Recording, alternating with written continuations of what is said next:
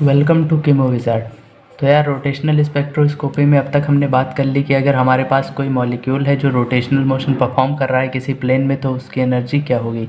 उसकी एनर्जी हमने निकाली थी, वो हमारे पास निकल के आई थी h² / 8 π² लेकिन ये हमारे पास जो थी एनर्जी ये जूल्स में थी। तो हमने इसी एनर्जी को एक फैक्टर hc से डिवाइड करके इसको हमने सेंटीमीटर इन्वर्स में चेंज किया, तो हमारे पास जो एनर्जी निकल के आई वो थी हमारे पास एप्सिलॉन j = h/8 π² जो हमारे पास ये टर्म आया था h/8 π² हमारे पास एक टोटल पूरा कांस्टेंट टर्म था, इसलिए हमने इसको एक नए टर्म से रिप्लेस कर दिया था जिसको हमने कहा था b, जो था हमारे पास रोटेशनल कांस्टेंट। तो हमारे पास जो फाइनल एनर्जी की इक्वेशन निकली थी वो थी हमारे पास एप्सिलॉन j = bj/1। इसके बाद हमने इसका एक ग्राफ प्लॉट किया था जो हमें दिखाता था कि certain value of j, for certain value of j what will be the energy of rotating molecule. इसके बाद हमने देखा कि अगर हमारे पास दो सक्सेसिव एनर्जी लेवल्स हैं तो उनके बीच का जो एनर्जी गैप होगा वो क्या होगा। आज हम देखने वाले हैं कि जो हमारे पास डिफरेंट एनर्जी लेवल्स हैं, तो हमारा मॉलिक्यूल जो किसी एनर्जी लेवल पे रोटेशनल मोशन परफॉर्म कर रहा है, तो अगर हम उसको एनर्जी देते हैं तो वो कौन कौन से डिफरेंट एनर्जी लेवल्स होंगे जिनमें वो ट्रांजिशन कर सकता है, या अगर वो हायर एनर्जी स्टेट पे है तो वो लोअर एनर्जी स्टेट में आ सकता है, या लोअर से कौन कौन से हायर एनर्जी स्टेट में वो ट्रांजिशन कर सकता है। इसको हम डिफाइन करते हैं सर्टेन सेट ऑफ रूल्स से, जिसको हम कहते हैं सिलेक्शन रूल्स। तो इस वीडियो में हम बात करने वाले हैं रोटेशनल स्पेक्ट्रोस्कोपी के सिलेक्शन रूल्स के बारे में। So without wasting time let's start. Okay, so हमने यहाँ पे एक सिंपल सा ग्राफ प्लॉट किया है अपने रोटेशनल क्वांटम नंबर j और एनर्जी के बीच में।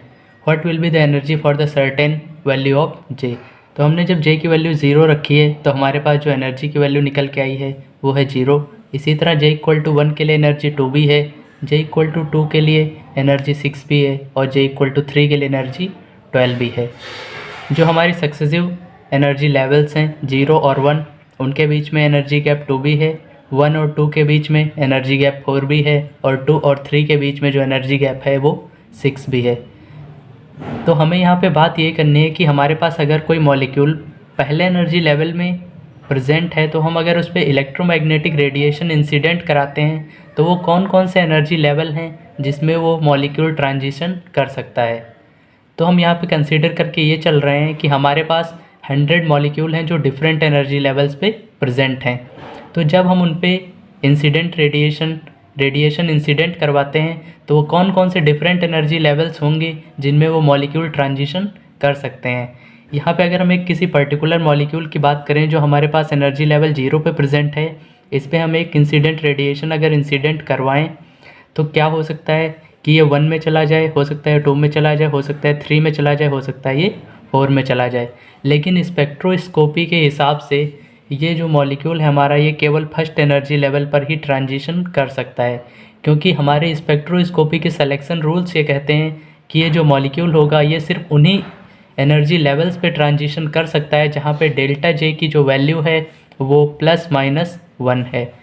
तो अगर हम यहाँ पे देखने की कोशिश करें तो वही ट्रांजिशंस अलाउड ट्रांजिशंस होंगे जिनमें डेल्टा जे का जो वैल्यू होगा या तो +1 होगा या फिर -1 होगा। अगर हम इस पर्टिकुलर मॉलिक्यूल की बात करें तो हमारी इंसिडेंट रेडिएशन से एनर्जी लेके 0 से 1 में जाता है, तो यहाँ पे हमारे पास जो डेल्टा जे की वैल्यू आएगी वो 1 होगी और ये एक अलाउड ट्रांजिशन होगा। इसी तरह अगर हम बात करें कि जो हमारा मॉलिक्यूल है अगर एनर्जी लेकर j = 2 पे जाना चाहे तो हमारे पास जो डेल्टा जे की वैल्यू आएगी वो 2 आएगी, इसलिए ये एक अलाउड ट्रांजिशन नहीं होगा। इसी तरीके से अगर ये मॉलिक्यूल 0 एनर्जी लेवल से 3 एनर्जी लेवल पे जाना चाहे तो भी ये नहीं जा सकता, इसी तरीके से 4 भी नहीं जा सकता। मैं कहना ये चाहता हूँ कि जो हमारा मॉलिक्यूल होगा वो सिर्फ उन्हीं ट्रांजिशंस को परफॉर्म करेगा जिनमें डेल्टा जे की वैल्यू प्लस या -1 होगी। ये तो हो गया कि जो हमारा मॉलिक्यूल है वो लोअर एनर्जी लेवल पे प्रेजेंट है। अगर हम बात करते हैं कोई हमारा मॉलिक्यूल है, मान लीजिए ये एक मेरा मॉलिक्यूल है जो j = 3 पे प्रेजेंट है, तो ये कर क्या सकता है, ये अगर हम इस पर एक इंसिडेंट रेडिएशन गिराते हैं तो ये 3 से 4 में जा सकता है या फिर 3 से 2 में आ सकता है। ऐसा कभी नहीं होगा कि ये डायरेक्ट 3 से 1 में आ जाए, क्योंकि वहाँ पे जो J की वैल्यू होगी वो -2 हो जाएगी। या फिर ये 3 से 5 में भी नहीं जा सकता, क्योंकि वहाँ पे जो J की वैल्यू होगी वो +2 हो जाएगी। अगर हम पूरा कहें, मतलब पूरा इसका समरी बना के कहें, तो हम ये कह सकते हैं कि जो हमारा मॉलिक्यूल होगा सिर्फ उन्हीं ट्रांजिशंस को करेगा, या तो वो एक स्टेप आगे जा सकता है या एक स्टेप पीछे आ सकता है, कभी भी वो स्टेप जंप नहीं करेगा। अगर मैं यहाँ पे एक सिंपल सा स्टेप बना के बात करूँ, तो अगर ये मेरा कोई स्टेप है, तो मान लीजिए मेरा मॉलिक्यूल यहाँ पर है, तो वो सिर्फ यहाँ पर जा सकता है। अगर यहाँ वाला मॉलिक्यूल यहाँ पर जा सकता है, यहाँ पे जा सकता है, ऐसा कभी भी नहीं होगा कि ये वाला मॉलिक्यूल डायरेक्ट इस वाले एनर्जी लेवल पे पहुँच जाए। सो ये था हमारा सिलेक्शन रूल कि जो हमारा मॉलिक्यूल है वो सिर्फ उन्हीं ट्रांजिशंस को परफॉर्म कर सकता है जिस पे डेल्टा J की वैल्यू प्लस या -1 है। हमारा मॉलिक्यूल कभी भी वो ट्रांजिशंस नहीं करेगा जिसमें डेल्टा J की वैल्यू प्लस या -1 से कुछ अलग हो। ओके, सो अब हम बात करने वाले हैं आइसोटोपिक इफ़ेक्ट के बारे में। आइसोटोपिक इफ़ेक्ट में हम करते क्या है कि जो हमारा मॉलिक्यूल है जो रोटेशनल मोशन परफॉर्म कर रहा है, उसके एक एटम को हम उसके आइसोटोप से सब्सटीट्यूट कर देते हैं। तो आइसोटोप क्या होता है? आइसोटोप एक एलिमेंट के डिफरेंट फॉर्म्स होते हैं जिनके एटॉमिक नंबर तो सेम होते हैं पर मास नंबर डिफरेंट होते हैं, जिससे उनका मास जो है बढ़ जाता है। सो हमने यहाँ पे एक मॉलिक्यूल कंसीडर किया है जो हमारे पास है कार्बन मोनोऑक्साइड, जिसमें हमारे पास कार्बन 12 प्रेजेंट है और ऑक्सीजन 16 आइसोटोप वाला प्रेजेंट है। इसकी जो हमने एनर्जी निकाली तो हमारे पास निकल के आई H²/8πI/J(J+1। इसी तरह इसकी जब हमने एनर्जी सेंटीमीटर इन्वर्स में निकाली वो हमारे पास निकल के आई H/8π²IcJ(J+1। इसी को हमने लिखा था BJ(J+1। और जो हमारे पास इसके सक्सेसिव एनर्जी लेवल्स के बीच का जो गैप निकल के आया था वो था हमारे पास डेल्टा एप्सिलॉन J = 2BJ+1। तो अब हमें देखना ये है कि क्या होगा अगर मैं ये जो मेरे पास कार्बन है इसको इसके नेक्स्ट आइसोटोप यानी C13 से सब्सटीट्यूट कर दूं। सो हम यहाँ पे एक दूसरा मॉलिक्यूल कंसीडर कर रहे हैं जो कि हमारे पास कार्बन मोनोऑक्साइड का मॉलिक्यूल है। इसमें हमने कुछ नहीं किया है, बस हमने जो हमारे पास कार्बन 12 था उसको उसके नेक्स्ट आइसोटोप यानी कार्बन 13 से सब्सटीट्यूट कर दिया है और ऑक्सीजन का 16th आइसोटोप ही हमारे पास है इस मॉलिक्यूल में। सो इसकी जो एनर्जी का फार्मूला होगा वो सेम होगा हमारे पास H²/8π²IJ(J+1। और जो एप्सिलॉन J होगा यानी हमारी जो एनर्जी सेंटीमीटर इन्वर्स में होगी उसकी वैल्यू भी सेम होगी H/8π²IcJ(J+1 या फिर BJ(J+1।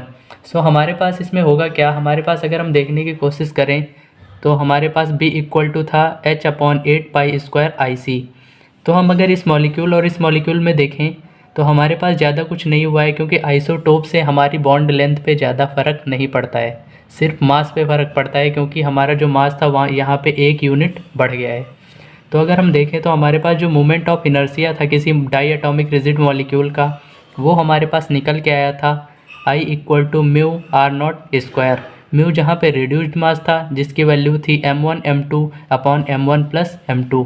तो अगर हम यहाँ पे अब देखने की कोशिश करें तो हमारे पास अगर मास बढ़ गया है तो हमारे पास मोमेंट ऑफ इनर्शिया इस मॉलिक्यूल का इंक्रीज़ कर गया होगा, क्योंकि हमारा मोमेंट ऑफ इनर्शिया बढ़ गया है। इसकी वजह से जो हमारे पास फार्मूला था B का वो हमारा डायरेक्टली इन्वर्सली प्रोपोर्शनल था मोमेंट ऑफ इनर्शिया के। तो हम ये कह सकते हैं कि जो हमारी B की वैल्यू थी वो डिक्रीज़ कर गई होगी। इसलिए हम कह सकते हैं कि जो हमारी एनर्जी की वैल्यू भी थी वो भी डिक्रीज़ कर गई होगी। अगर हमारी एनर्जी की वैल्यू डिक्रीज़ हो गई है और B की वैल्यू डिक्रीज़ हो गई है तो हम कह सकते हैं कि जो दो सक्सेसिव एनर्जी लेवल्स के बीच में जो गैप आया था वो भी डिक्रीज़ कर गया होगा। मतलब हमारा जो डेल्टा एप्सिलॉन J की वैल्यू थी वो भी डिक्रीज़ हुई होगी। तो मान लीजिए हमारे पास जो ये B में कमी आई है या फिर जो B डिक्रीज़ हुआ है उसको हम थोड़ी देर के लिए रिप्रेजेंट करते हैं B' से। इस वाले मॉलिक्यूल के पास जो हमारी B की वैल्यू है वो B है और इसके लिए हमारा थोड़ा सा चेंज आया है, थोड़ा सा कम हुआ है हमारा B का वैल्यू, इसलिए उसे हम B' से रिप्रेजेंट कर। सो जो हमारे पास B की वैल्यू में डिक्रीजमेंट आई है उसको अगर हम B' से इंट्रोड्यूस करें और एक नया ग्राफ प्लॉट करने की कोशिश करें जिसमें हम दोनों को रखें कि हमारे पास जो पहला था जिसमें हमने आइसोटोप से सब्सटीट्यूट नहीं किया था वो वाला मॉलिक्यूल और दूसरा जिस मॉलिक्यूल में हमने उसके आइसोटोप से उसको सब्सटीट्यूट किया है, और दोनों के एनर्जी लेवल्स ड्रॉ करने की कोशिश करें तो देखते हैं क्या आता है। सो हमारे सिंपल मॉलिक्यूल के लिए कार्बन मोनोऑक्साइड का, जिसमें कार्बन 12 और ऑक्सीजन 16 प्रेजेंट है, जब हमारी जे की वैल्यू 0 थी तब हमारी एनर्जी की वैल्यू भी 0 थी। जब हमने जे इक्वल टू 1 रखा था तो हमारी एनर्जी की वैल्यू जो आई थी वो 2b आई थी। इसी तरह जब हमने जे इक्वल टू 2 रखा था तो जो हमारी एनर्जी की वैल्यू आई थी वो 6b आई थी। और जब हमने जे इक्वल टू 3 रखा था तो हमारी जो एनर्जी की वैल्यू आई थी वो हमारे पास आई थी 12b। तो अब अगर मैं बात करूं आपसे दूसरे मॉलिक्यूल की, ये मैंने कार्बन मोनोऑक्साइड के लिए प्लॉट किया है जिसमें हमारे पास कार्बन 12 फॉर्म में प्रेजेंट था।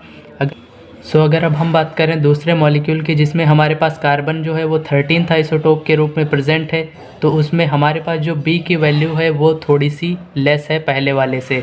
मैं यहाँ पे लिख देता हूँ कि जो बी है वो ग्रेटर है बी डैश से। अगर हम यहाँ पे देखने की कोशिश करें जो हमारे एनर्जी लेवल्स होंगे या फिर मेरे मॉलिक्यूल की जो एनर्जी होगी जिसमें कार्बन 13 प्रेजेंट है, उसकी एनर्जी थोड़ी सी कम होगी प्रीवियस वाले से जिसमें कार्बन 12 प्रेजेंट है। तो यहाँ पे थोड़ा सा डिक्रीज़ आएगा एनर्जी लेवल्स में। अगर अब हम बात करें हमारे एनर्जी गैप के बारे में, तो वो था मेरे पास epsilon delta epsilon J equal to 2b J plus 1। अगर हम यहाँ पे 2b डैश पुट कर देते हैं तो हमारे पास इसमें भी थोड़ा सा गैप आएगा। मतलब वो एनर्जी, अगर यहाँ पे 2b की एनर्जी थी तो यहाँ पे मेरे पास जो एनर्जी गैप आएगा वो 2b डैश आएगा जो कि पहले वाले से कम होगा। तो आइसोटोपिक सब्स्टिट्यूशन में हमने ये देखा कि अगर हम किसी भी मॉलिक्यूल में उसके एक एटम को उसके आइसोटोप से सब्स्टिट्यूट कर देते हैं तो ओवरऑल इफ़ेक्ट उस पर ये पड़ेगा कि उसकी जो बी की वैल्यू होगी वो थोड़ी सी डिक्रीज़ कर जाएगी, जिसकी वजह से उसके एनर्जी लेवल्स जो होंगे वो थोड़े से डाउन हो जाएंगे और उन दोनों के बीच का गैप भी थोड़ा सा कम हो जाएगा। Thank you for watching.